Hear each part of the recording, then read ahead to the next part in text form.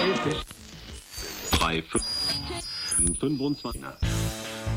this episode, we chat with Thai director Pailin Wedel about her amazing new documentary film, Hope Frozen.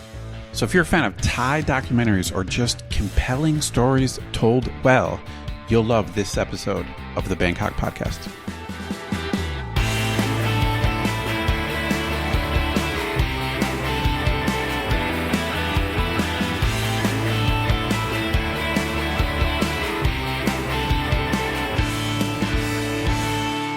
Sawadee krap and welcome to the Bangkok Podcast. My name is Greg Jorgensen, a Canadian who followed a friend to Thailand in 2001 and who breaks into villa grocery stores at night to steal syrup for my maple fix. I'll tell you that maple syrup is expensive. Yeah. And I'm Ed Knuth, an American who came to Thailand on a one-year teaching contract almost 19 years ago, fell in love with the sound of geckos singing into my ear at night, and I never left. What kind of stuff does it whisper into your ear? Kill the big lizards. Kill them all. My Thai is so bad, I don't know what they're saying. I guess they wouldn't say it in English, right? Anyway, we want to say a quick thank you to one of our patrons, Mike Ferrari, who supports us at the show shout-out level. Stick around after our interview with Pailin Wedel to hear why Mike might have to join our fugitive chicken vendor to go on the run from the law. And before we start, I want to give a huge thanks to all of our patrons who support the show. For more info on how you can become a patron, just head to the support page on BangkokPodcast.com. And of course, one of the cool things our patrons get is an unscripted, uncensored bonus episode every week where we talk about current events in Thailand and whatever else comes into our heads. We just finished recording this week's bonus show, and we chatted about how the BTS, the public transportation network in Thailand, is actually too expensive for a large number of Thais to use, and what that says about inequality in this country, as well as a supersized edition of Thai News of the Weird, because there were just too many weird stories this week. They were coming out of our ears. Yes. You have to listen to the show to get that little inside joke. All right, well, before we get into things, we have to mention that we were named one of the top 25 best expat podcasts on a really cool site called FeedSpot, which is sort of I don't know what you call it, like an aggregator of podcasts around the world, and this one was focused on expats. So there's this blog they put out called Top 25 Expat Audio Podcasts and Radio You Must Subscribe and Listen to in 2019. And yeah, we were included on the list, which is pretty cool. I don't think we should mention that there actually are only 25 expat podcasts in the whole world. We shouldn't talk about that. Yeah, right. But we are in the top 25 out of the 26 podcasts there are. It was pretty cool. And I was going through the list here, and I mean, I don't listen to a lot of expat podcasts because I have enough problem putting my own expat podcast together. But some of these seem pretty cool, and we're among good company. So excellent. So yeah, thanks for that. So head over to feedspot.com, and you can probably find a lot of resources there for listening to new podcasts. Pretty cool. I'll take it. Yeah. All right. Well, this episode is a very, very interesting one with a very cool guest. Pailin Wedel is a journalist and filmmaker who has worked on a huge number of interesting and important projects in her career, but her latest one might be her biggest. She's the director of Hope Frozen, a documentary about a Thai family who decided to cryogenically preserve their 2-year-old daughter after she was diagnosed with a terminal brain tumor. Now, you might remember reading about this story a few years ago in the Thai press. It was kind of a big issue. It blew up and it was quite controversial. So Pailin sat down with Ed and I to talk about the process of making and funding the film, the personal and professional challenges she and the family went through during its production, why the subject matter is controversial in Buddhist culture, and how maybe, just maybe, it might even end up nominated for an Oscar. So here is our conversation with Pailin Wedel.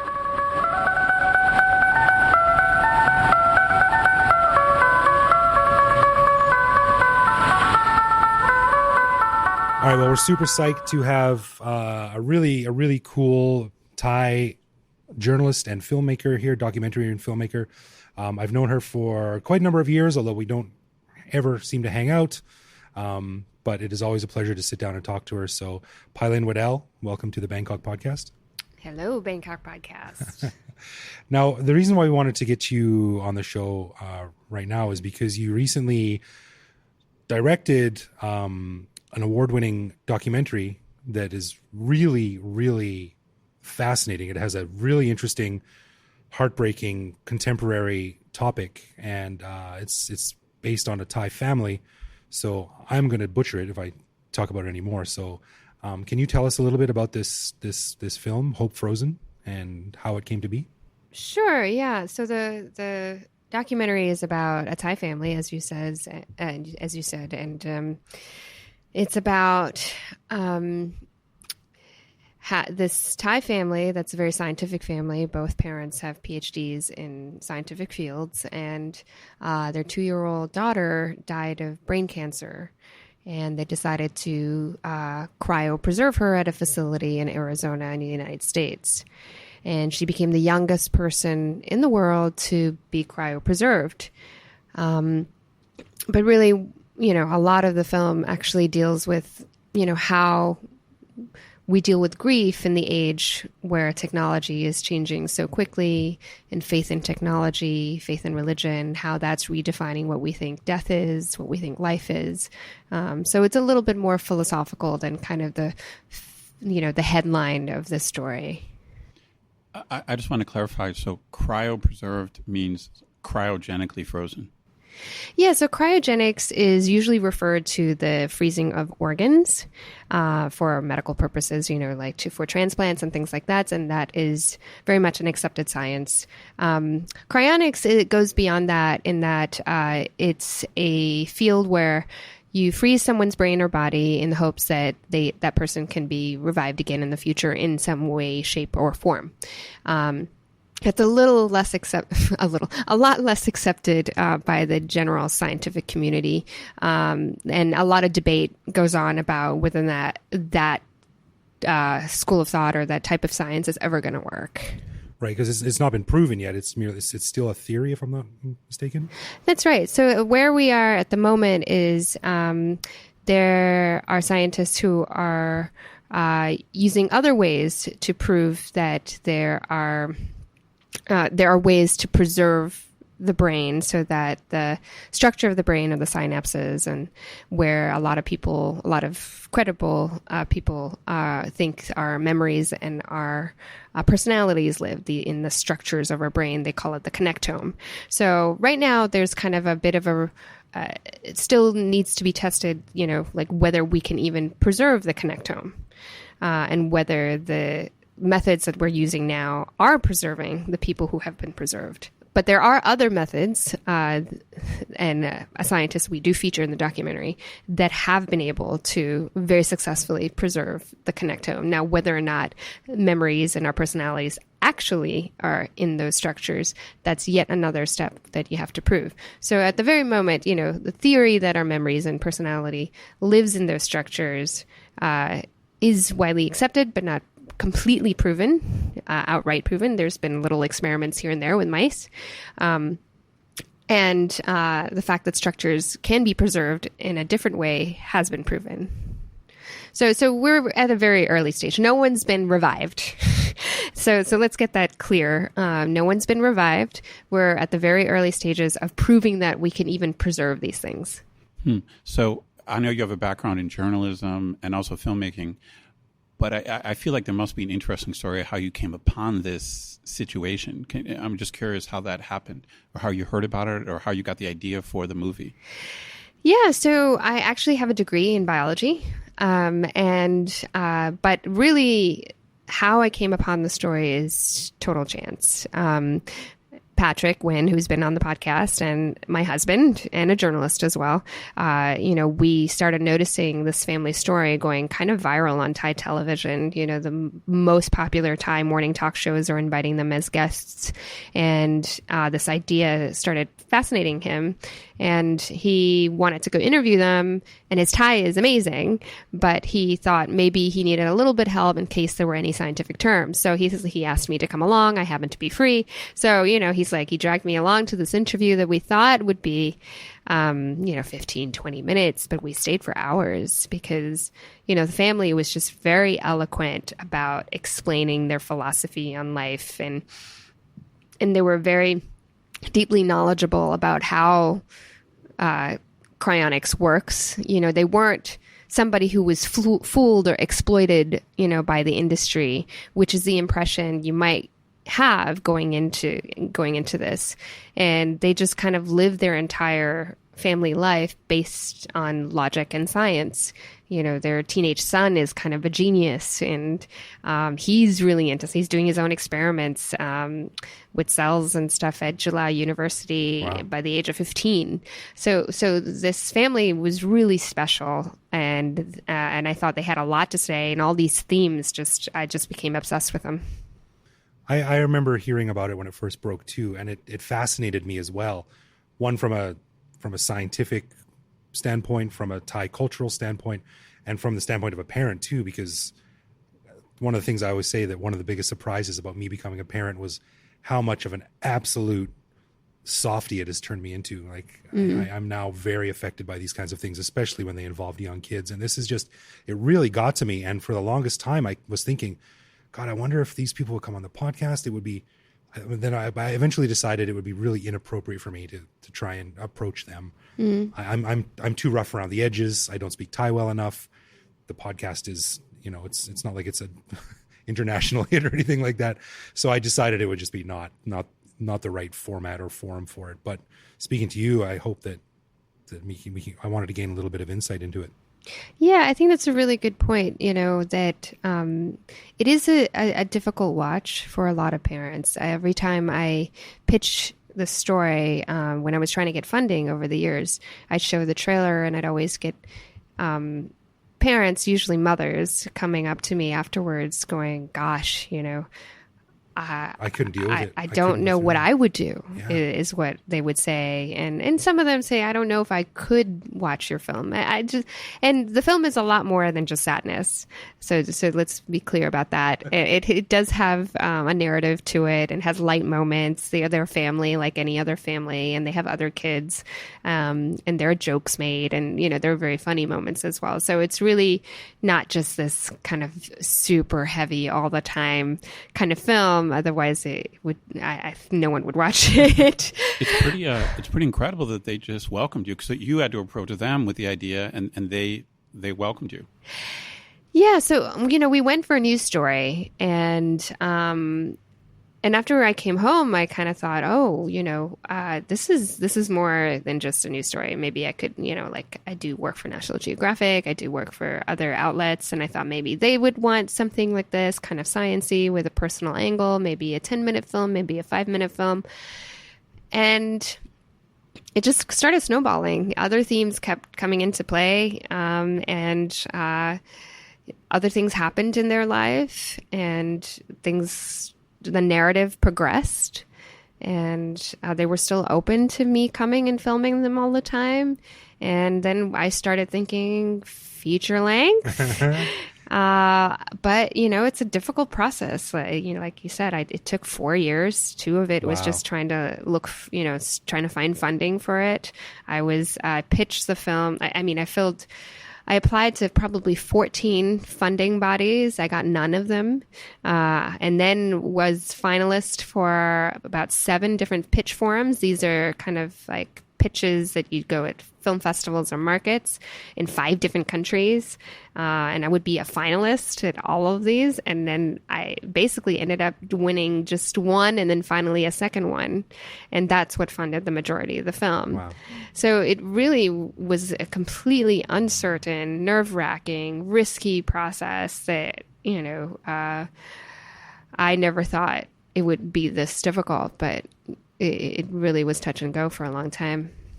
Okay, but the story does have a happy ending. So you got into various film festivals, and recently you won an award at Hot Docs. Is that correct? Can you tell us that story? Yeah. There's 3, probably 4. Yeah, a few things happened. So I first won a pitch at Sheffield DocFest, which is the UK's biggest documentary film festival, and that was like $100,000, and again, that was the majority of the funding for the film. And then I won another pitch in Tokyo for Tokyo Docs. Wow. And then a Chinese co-producer. Once you get the majority of your budget, other investors started getting interested because the risk is lower. And so we have a co-producer from China, a platform called Bilibili. And so they came in and they fulfilled even more of the budget. So when we finally made the film, and we're sending it around to festivals, like, again, didn't hear from anybody. And it was like a lot of rejections. A lot of rejections. And finally, and the strategy is always to like apply to the bigger ones first and then, go down the list, right? So we basically heard from most of the big ones and we didn't get in. We got a really nice note from Sundance that gave us a critique that allowed us, and then we took that critique and re-edited it a little bit. Jesus, what a lot of work this must have been. Oh gosh, yeah. And then finally we, submitted it to Hot Docs, and which is it's the biggest festival in North America, and we got in to Hot Docs. And in the beginning, we were in a category that was non-competitive, but a couple of weeks later, somehow we were put into the competitive, upgraded into the competitive category. So like every part of this was just, it feels like just so unexpected, right? Like nothing felt like it was certain. It was never certain we were going to get into any festival. It was never certain we were going to get into a competition category. And so, and we went to Hot Docs, and it's a 2-week festival. And I was going to leave the Wednesday. The award ceremony was the Friday. And on Wednesday, I was going to leave the Thursday. The award ceremony was on the Friday. On Wednesday, I got an email going, "Hey," from the festival organizers. "Hey, do you want to stay for the awards ceremony? We'll pay for everything." And I thought, oh, this is good news, right? Nice. And so what's up? Nothing. Yeah. So yeah, exactly. So they no one told us. And our editor, Nina Ayas, also stayed. And so we're sitting there in the award ceremony, and people are going on with their speeches. There's no music to get them off stage. So it was quite a long ceremony. and each award, and I thought, okay, maybe Best New Director. It's my first feature-length film. That went. Maybe Special Jury. That went. And the very last award of the night was Best Documentary Feature. Oh my God, talk about anticipation. But right before the award, even then, I looked at my editor, and she's also my co-scriptwriter, and I was like, oh my gosh, they sent the email to the wrong person. This can't be us, because we're competing against the Syrian doc, For Sama, that just got into Cannes, a doc about, labor rights in Europe, these big, huge issues of our time.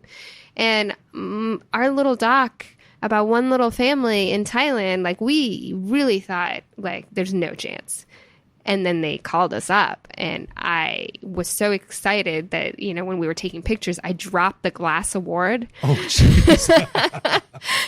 Like, I didn't do my thank yous correctly. The speech was all over the place. And so yeah, I mean, the award didn't break, thankfully, but it made a huge sound. Everybody looked at me like this clumsy person. How many cameras did you break during filming? Yeah. So all very, very, very unexpected. And I didn't even know at that point either that if you win Hot Docs, you qualify for the Oscars. And it's like, I had no idea. And it was the first year that Hot Docs allowed that. Usually to qualify for the Oscars, you have to do a theater run in LA and New York. And so this basically eliminates that qualification. And it says, and it's the only film festival for this category, Best Documentary Feature, in North America, that allows you to qualify that way. So it's like, holy. Oh my gosh. Yeah. Wow. Like, this is beyond anything that I ever imagined was possible for the film. Incredible.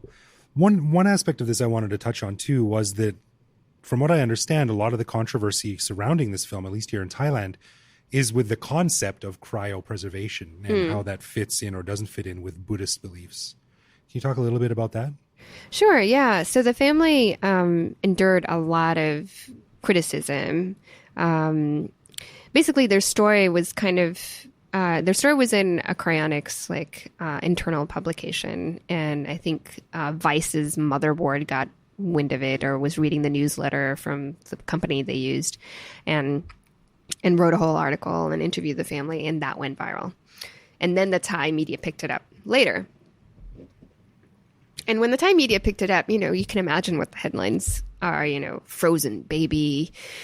They weren't, and they've literally just lost her. So it's like a couple months after their child died, they're bombarded by media at their doorstep, asking for interviews, and it's very sensational. And the criticism, online and questions in these media interviews are,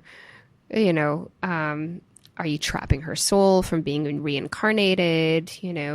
Are you, in Buddhism, the central theme, central principle of Buddhism is letting go and being unmaterialistic. Is this really jiving with their Buddhist beliefs? Not letting go of her. So all these questions kind of, they were completely, bombarded by them. Wow. That must be, I can't even imagine. That must be awful. I'm sure the movie answers some of these questions, but you mentioned that the family is very scientific and logical, but do they also consider themselves Buddhists, or are they just kind of atheistic, or do they have a Buddhist story to explain why they did what they did? Yeah, they are Buddhists, and they're quite faithful believers. You'll have to, you're right. Like it's a lot of this is in the documentary, and you'll have to watch it because it isn't a short answer. It's not a soundbite answer. It does take 75 minutes for you to sink into their lives and what they believe in and how they make sense of everything. How do they make sense reincarnation with cryonics and, future revival and things like that. And I think that's part of the beauty of the story is, how their grief takes shape and all these explanations and how they logically come to that conclusion. So in a class I teach in my university, I always tell my students that one of the biggest problems with documentaries is the talking head problem, and that a lot of documentaries are just interviews with someone's head on the screen, and it gets a little boring. So, other than interviews, is your film... What is in your film besides just interviews with the family or interviews with doctors? How do you make it interesting instead of just people talking about it? For first-time storytellers, first-time documentary filmmakers, a common problem is what is a story that could make a documentary? And one of the biggest mistakes that I see a lot of my students or people that I do workshops with is, this thing that's really interesting happened 6 months ago. And I thought, well, it's 6 months ago. Yeah, somebody can talk about it, but what are you going to show on screen? So really, what you see in the film is the family going through their grieving process. Is the family, visiting their daughter in Arizona for the first time. It's their genius son on a journey to find out, when he can see his sister again, talking to American scientists about the issue. So it's really observational scenes that make the story engaging. Yes, we do have a lot of interview because a lot of what makes the story interesting is in their heads, right? It's their thoughts and their philosophy on life. So it is more interview based than like a complete verite film. But yes, we have a lot of observational scenes that we essentially follow. A lot of the film is in the present, where you're there when the family's going through this, when things happen, yeah, right, as opposed to just talking about what happened in the past. Of course, yeah. I think that's the very essence of what makes a good documentary. If everything is in the past, unless you have good archive footage, then you don't have a film. Right. How much footage did you shoot? That's always the question. I have no idea. I filled like a 10 terabyte. Oh my God. Yeah, it's not as, like I think the act of killing had 700 hours or something crazy.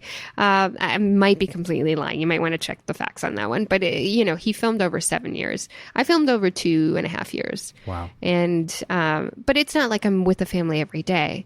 I maybe film twice in 1 month because a lot is going on. And then maybe 2 months in a row, nothing's going on. And so I don't film them for those 2 months.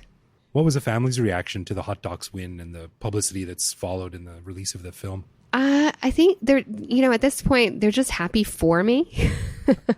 They've watched me struggle for 4 years, And they're just, to them, it's just, yeah, that's our story. So, it's already been in the public. So it's not this big milestone for them, but they've been watching me go through this arduous process, and you're just happy for me.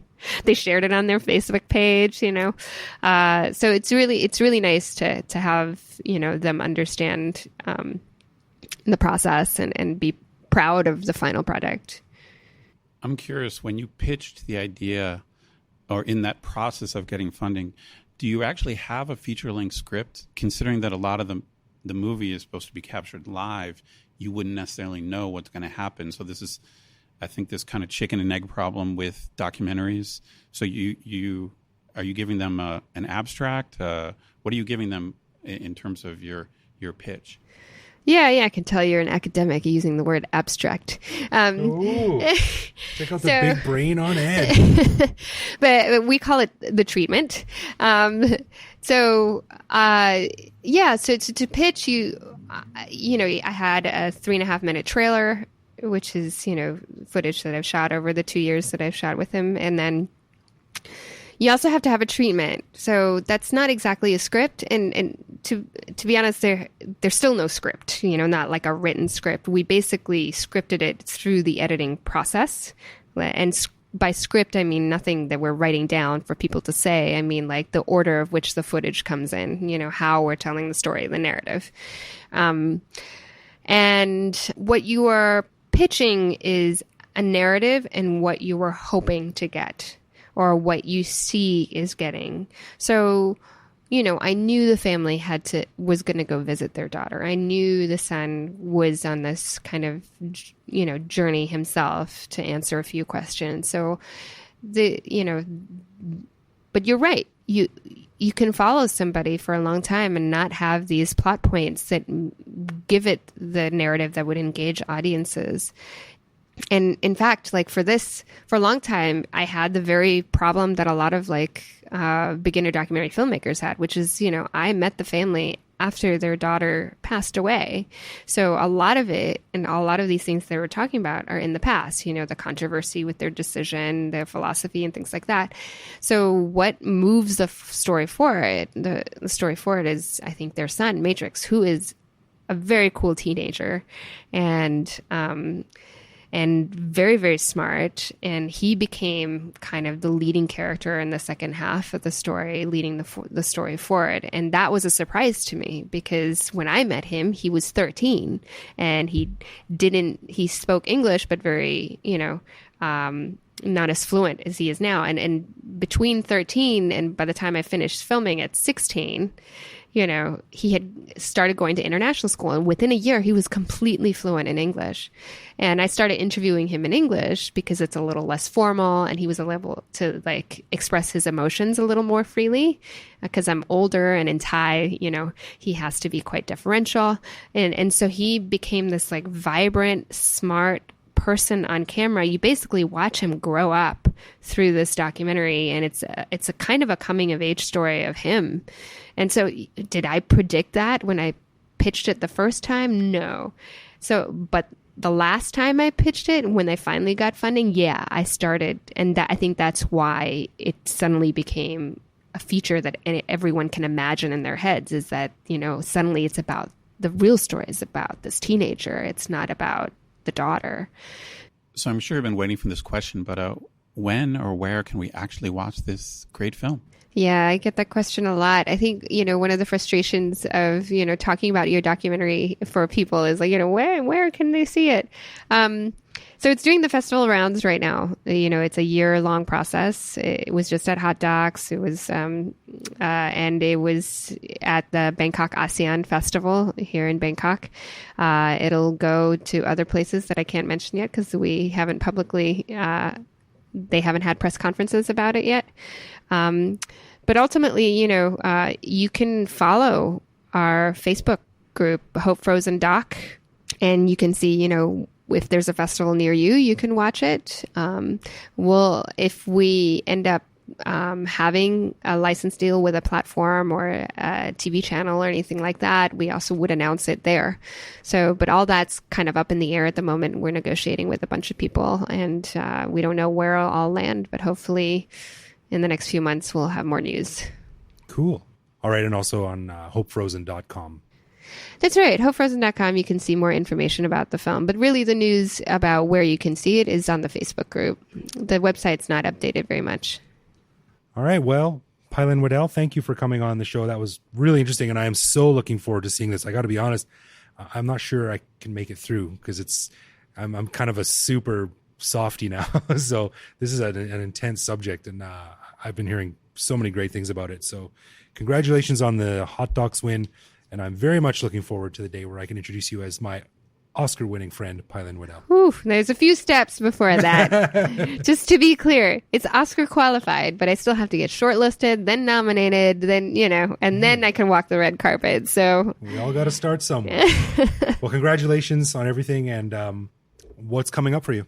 Oh, well, since documentary films pay so much, I'm back to my journalism docs and commissioned documentaries from other, NGOs and things like that. Cool. Yeah. So back to the grind. Always looking out for the next feature-length film, but I think ultimately the stories find me. How about a documentary about Bangkok podcasters? Mm-hmm. Oh, phew, yeah. Original. Pailin, thanks so much for coming on the show. Yeah. Thank you.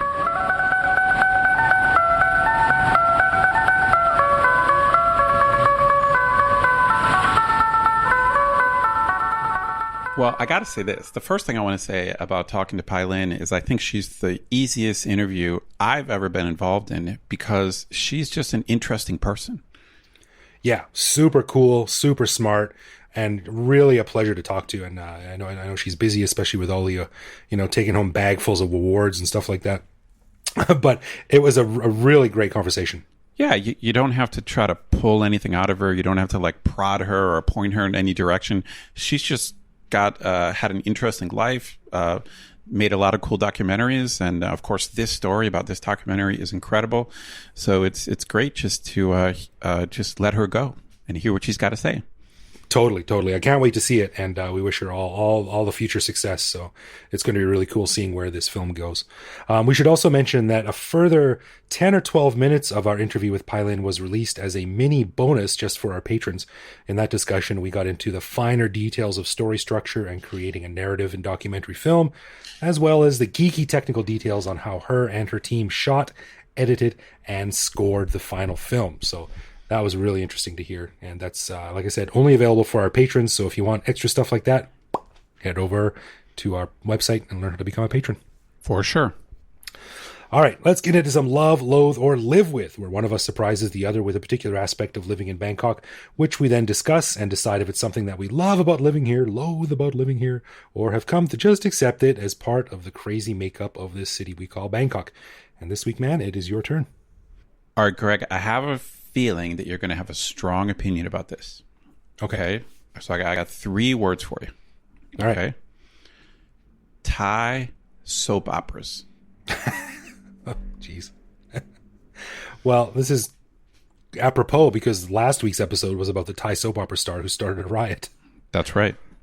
Yeah. So you want to know if I love them, if I loathe them, or if I can live with them? Yeah, I mean, maybe we should explain to our listeners who've never seen a Thai soap opera. First off, Thai soap operas are incredibly popular. Yeah. They're very common. They're all over the place, and not to generalize, not to stereotype, but it does seem to be true that Thai women are addicted to soap operas. My mother-in-law certainly is. I'll tell you. First of all, I hate Western soap operas.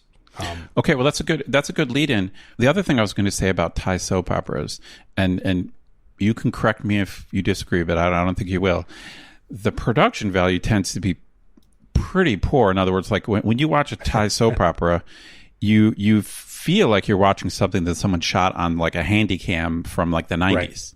Right. It looks like a telenovela or a porno movie, apparently. I've never seen one, but so I'm told. Right. The production value tends to be pretty low, and they're very, melodramatic. I mean, I think exceeding the melodrama of Western soap operas. Yeah. Well, it's funny now that I had, when you first said this, I had a solid opinion. And in the 30 seconds since, I've actually come to sum up with some caveats. But let me get into, first of all, I loathe them. I hate them. I think they're awful. They're an awful influence on people who watch them. I went to film school, so I know a little bit about production. I hate the production value. It's so cheap and cheesy. Like, you'll have a scene that takes place at midnight in a forest, and there's no shadows anywhere. Like, everyone's face is perfectly lit. Right. Everyone's perfectly dressed. Right. No one is sweating. They also contain horrible special effects occasionally. Like fake fire and stuff like that. Like, just horrible special effects.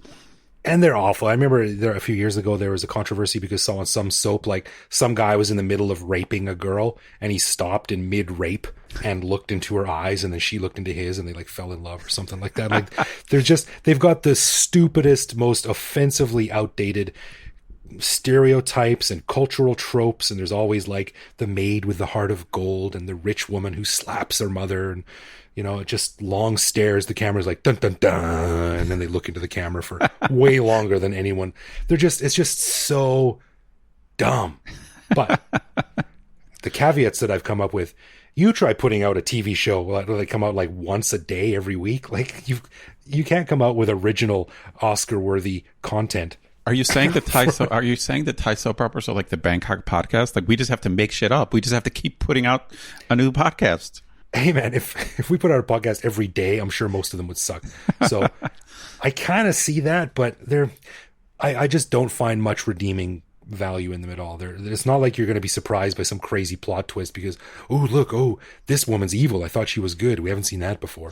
I don't think that's endemic to only Thai soap operas, but we're talking about Thai soap operas. I loathe them. I think they're ridiculous. Well, I certainly have to agree. Everything you said about them, I agree with. I mean, the only possible caveat I can think of is that I've watched so few of them because the few times I've sat down or sat next to my wife or back in the day, one of my girlfriends a long time ago was really into them. It was so bad that I couldn't watch anymore. So yeah. My only caveat could be that, I don't know, maybe they've gotten better or something. I haven't watched them in a long time. But like you pointed out, just periodically there's news stories about how horribly sexist they are. Thai women rarely protest, but they do occasionally protest. Like you said, it's all, like the typical story is like a guy rapes a girl and then she falls in love with him. Like, this is a recurring theme in Thai soap operas. Right. Or like the maid, loves a guy, but the guy loves the maid's boss, this woman who's a bitch to her or something like that. Like, it's so cheesy. And another thing I hate about them is there's a lot of screaming and fighting, like girl pulling each other's hair and stuff. And the audio is terrible. The audio always goes way too hot and peaks. So it's all this distorted screaming. And like you, when my mother-in-law watches them, I can't be here. I have to leave. They're so awful. Okay. I guess that was easy. We're going to go double loathe on that one. Let's go quadruple loathe. Let's go loathe squared on that one. Okay. Yeah. Okay. So as we mentioned at the beginning of the show, we'd like to say thank you to Mike Ferrari for lending us his support at the show shoutout level. And Greg, what did you find out about Mike? Well, Edward, as it turns out, Mike never got back to me in time to divulge any information about himself that I could use and twist to my own nefarious purposes. So I did some Googling as I normally do. And as usual, I found out something shocking, Ed, about our buddy Mike. So in our bonus show, we talked about a German guy in northern Thailand who gained fame for selling chicken on the side of the road, only to have that fame bite him in the ass when it was found out that he was actually a German fugitive. And the cops tracked him down. Well, it turns out, I think our pal Mike might be joining him, or at least following in his footsteps. Really? Yeah, so I Googled Mike Ferrari and got a few things, but then I tried to play with it a little bit, and I Googled Ferrari Mike, and the first hit was this story from FBI.gov. Whoa. Yeah. Michael Stephen Banuelos, a.k.a. Ferrari Mike, was sentenced yesterday to 6.5 years in federal prison for running a 3-year investment fraud scheme, through which he fraudulently obtained approximately $2.6 million. As part of his scheme, he claimed to be a successful promoter in the music industry with ties to various well-known recording stars, and he lied to the business manager of a musical group, claiming that he had arranged a concert tour during which the aforementioned musical group would be the opening act. Wow. So, Mike, I've got a suspicion you might be hiding something here, man. The jig is up. That's right. obviously, I'm so nerdy that if it doesn't exist on Google, it doesn't exist at all. So I just believe the first thing that comes up on Google. But my advice, Mike, go straight and narrow, man. Bangkok is a big city, and you can lose yourself here. So when you come over here, if you are hiding any deep dark secrets, don't do it, buddy. Come out with Ed and I. We'll get you on the straight and narrow. Yeah. We'll turn you on to some legitimate positions and jobs, so you don't fall into this terrible life of crime. We're definitely a good influence on people, I think. We are a good influence, yeah. So Mike Ferrari, or Ferrari Mike, whoever you may be, thanks for your support, buddy. We appreciate it. And hopefully when we have our meetup, which will be coming up at the end of this month, you can tell us some stories about what it's like to pretend you're rich and famous. Maybe I can learn a few things. I can impress a few people. Okay, before we wrap up, I'd like to give a special thanks to all of our lovely patrons. As you know, we don't run ads or have sponsors, so we really, really do appreciate the support we get from our patrons. If you want to learn more, just head to bangkokpodcast.com/support. And if you want to get in touch with us, it's easy. Bangkok Podcast on social media, bangkokpodcast.com on the web, or simply bangkokpodcast@gmail.com. We are very polite, and if you write, we will answer. Yeah, you can also find each episode on YouTube, and you can also follow us online, where we post each episode and carry on conversations with you, our listeners. We actually have over 400 friends online now. Cool. You can also reach out to me directly on Twitter, where I am BKK Greg. So thank you for listening, everyone. I'll see you back here next week.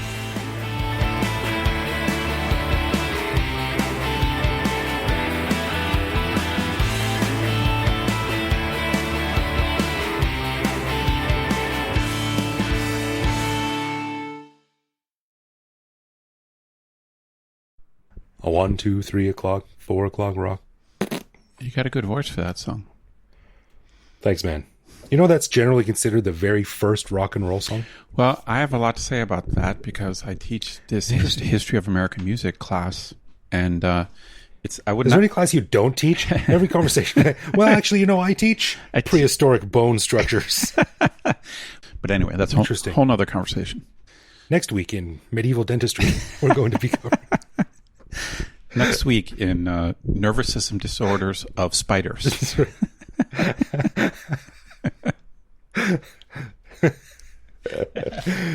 Epilepsy and daddy long legs. How it affects you.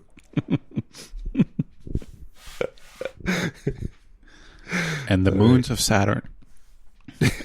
Yeah. Student leans over. Damn, this teacher Ed really knows his shit.